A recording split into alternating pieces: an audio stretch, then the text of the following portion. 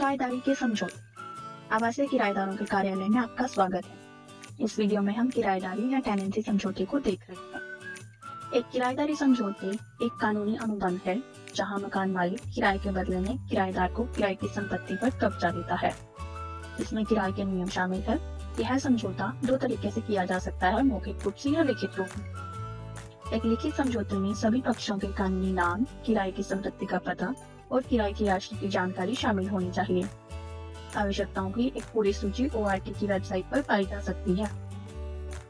यदि किराएदारी समझौता मौखिक है तो मकान मालिकों को समझौते पर पहुंचने के 20 दिन के भीतर लिखित रूप में अपनी संपर्क जानकारी प्रदान करनी होगी। मकान मालिक और किराएदार विभिन्न प्रकार के रेंटल समझौते में से चुन सकते हैं, मासिक दर मासिक, सप्ताह से सप्ताह और निश्चित अवधि के पट्टे या लीज।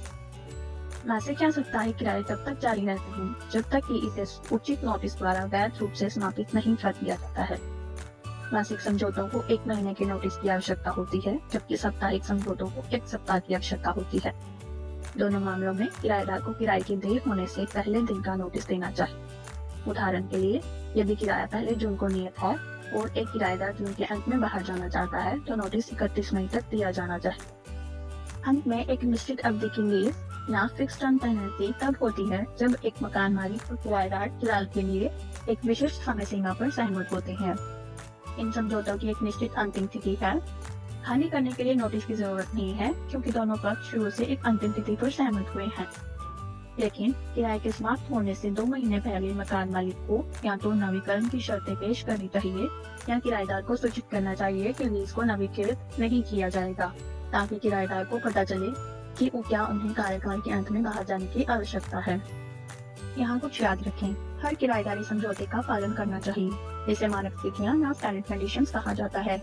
यहाँ उन नियमों की एक सूची है जो प्रांत में हर किराए पर लागू होती है। कानून के अनुसार हर लिखित टेनेंसी समझौते के साथ मानक शर्तों की एक प्रति शामिल की जानी चाहिए। यह कैसे काम करता है? उदाहरण के लिए, मानक स्थितियाँ बताती हैं कि किराएदार को संपत्ति को यथोचित रूप से स्वच्छ और नुकसानहीन छोड़ देना चाहिए। यहाँ तक कि किराएदारी समझौते के अनुसार किराएदारों को बाहर निकलने से पहले पेशेवर रूप से कारपेट और या कालीनों को साफ करना चाहिए।